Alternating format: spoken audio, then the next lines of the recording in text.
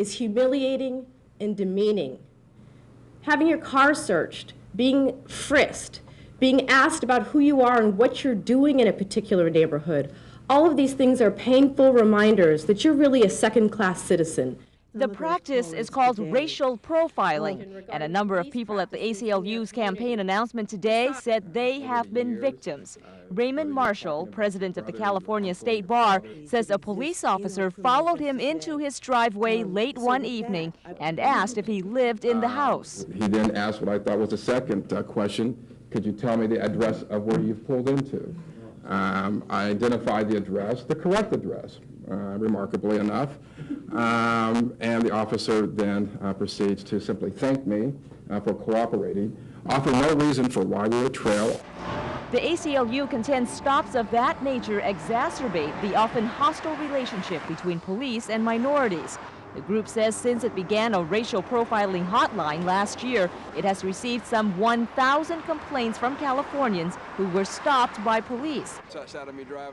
Lieutenant Randall Cooper is a veteran officer in the San Jose Police Department. He's also an African American and knows what it's like to be stopped without cause by police.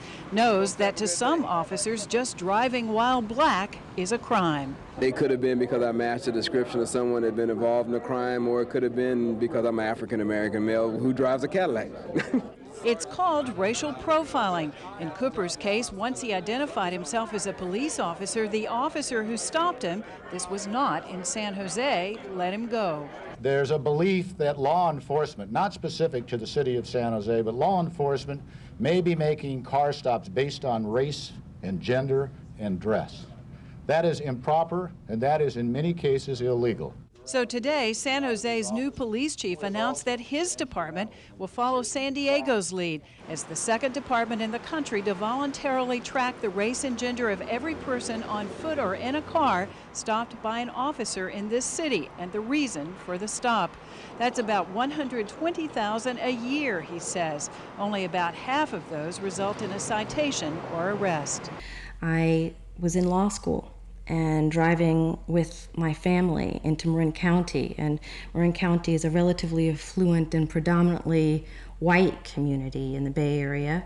And my father is African American and my mother is white, and my sister and I were in the back seat.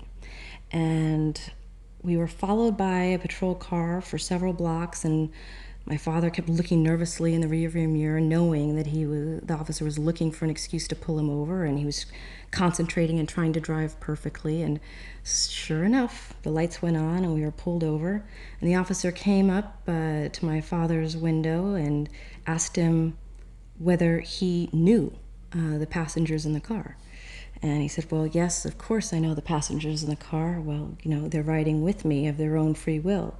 He then asked what his relationship was to the people in the car, and asked whether my mother and my father were married and whether we were, in fact, their children, and spent several minutes interrogating us about our family status and familial relationships.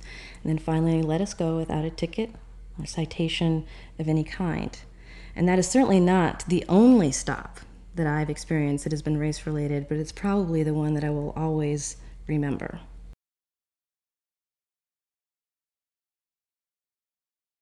Some lawmakers called on the Justice Department to track racial profiling. When patrolling our nation's roads, the only colors that police officers ought to be concerned about are red and green traffic lights, yellow lines in the road. It should not be a signal for police officers to stop someone who's innocently driving down the highway simply because of their color. DWB, driving while black, is a threatening condition.